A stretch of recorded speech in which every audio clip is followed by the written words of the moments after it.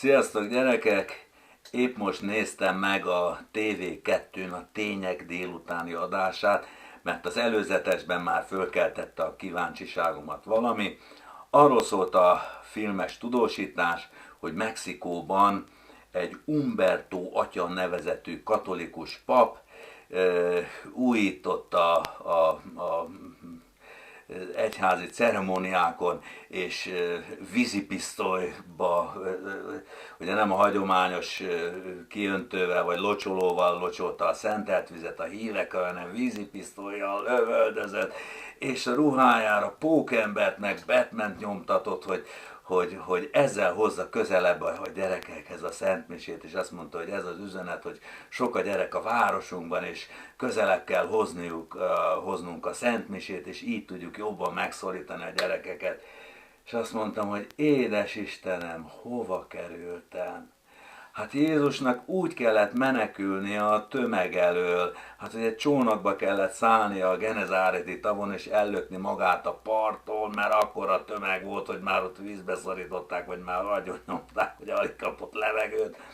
Akkor a hegyi beszéd, ott is egy ilyen domb tetejére kellett fölmenjen, hogy egyáltalán az a hatalmas nagy tömeg rá tudjon figyelni és hallja a szavát, mert nem tudott ott olyan messzire elkiabálni, mint amekkora a tömeg volt. A háztetőt kellett megbontani és leszedni a cserepet, hogy beeresszék az inaszakadtat, ott volt valakinek a házába, hogy egyáltalán találkozni tudjanak vele. Futottak utána, mindig hatalmas tömeg kereste, marasztalták, ő pedig ment, mert tudta, hogy még dolga van, és még másod is kell az embereknek az örömhírt hirdetni.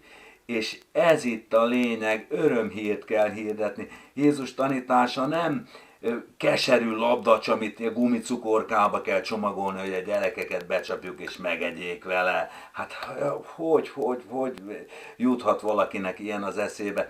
Nem gumicukorka kell, meg nem Batman a miseruhára, hanem vissza kell térni Jézus tanításához, és akkor nem lesz hiba. Jézus követőjévé kell válni, és akkor nem kell ilyen trükkökhöz folyamodni.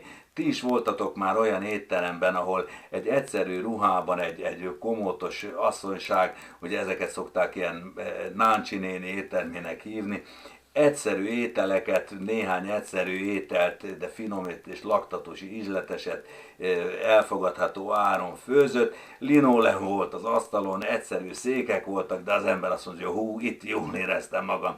És akkor vannak ilyen finomkodó, modernkedő éttermek, ahol már nem tudom miket találnak ki, hogy tevepupja rántva, meg nem tudom én, micsoda ananászos, harcsos ülőből készült fasírt, meg egyéb ilyen újítások, agyrémek, ahelyett, hogy egyszerűen és jót és finomat főznének. Gyerekek, térjünk vissza az örömhírhez, és akkor nem lesz szükség vízipisztolyra. Sziasztok, hello!